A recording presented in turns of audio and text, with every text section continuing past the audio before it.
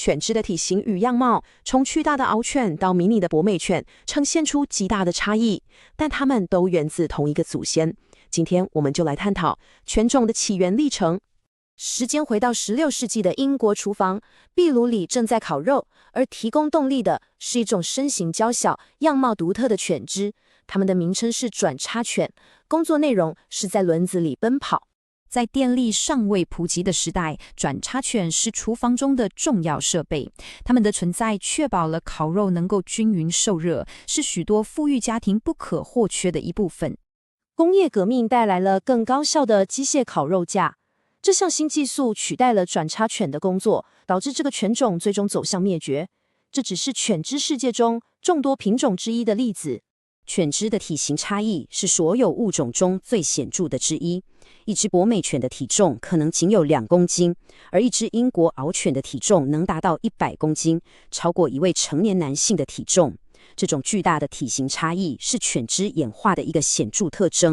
接下来，我们将时间倒转至数万年前，探讨所有犬只的共同祖先——狼。大约在15000年前，部分古老的狼犬开始被人类营地的食物残渣所吸引，这开启了驯化的过程。狗是人类第一个驯化的物种，时间点比牛、羊等家畜早了数千年。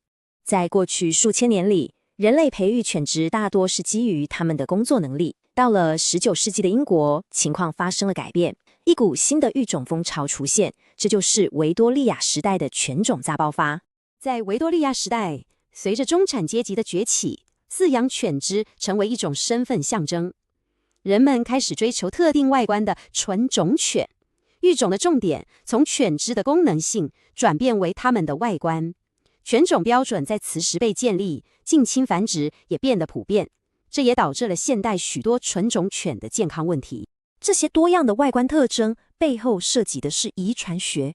接下来，我们将从现代科学的角度来解码犬种的基因。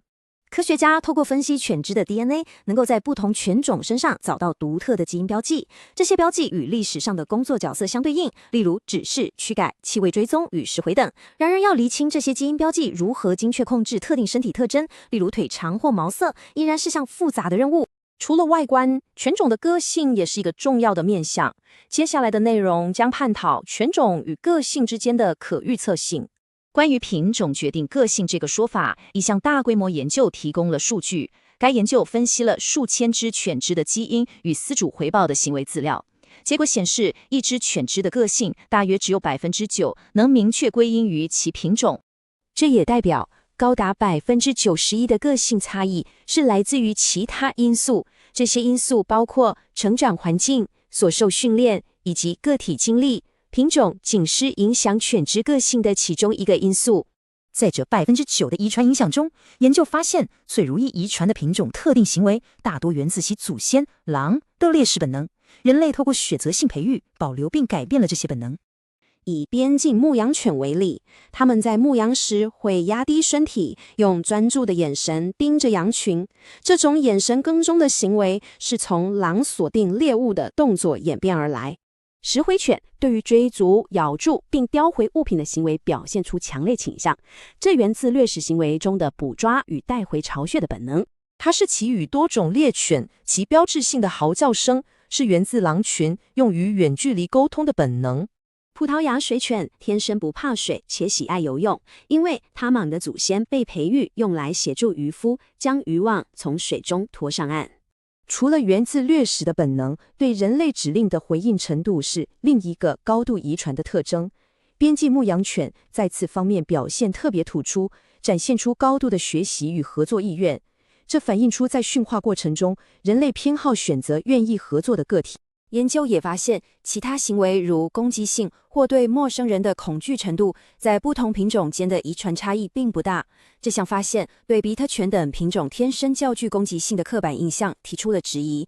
科学证据显示，攻击性更多来自个体因素，而非品种。品种只能解释一小部分的个性。接下来，我们将探讨其他决定性因素，基因与环境的交互作用。同一份研究指出，即使将所有基因纳入考量，基因最多也只能解释不到25%的个性差异，这代表一资犬只的个性有超过3/4是受到出生后的因素所影响。服务犬的育种计划是观察此现象的一个例子。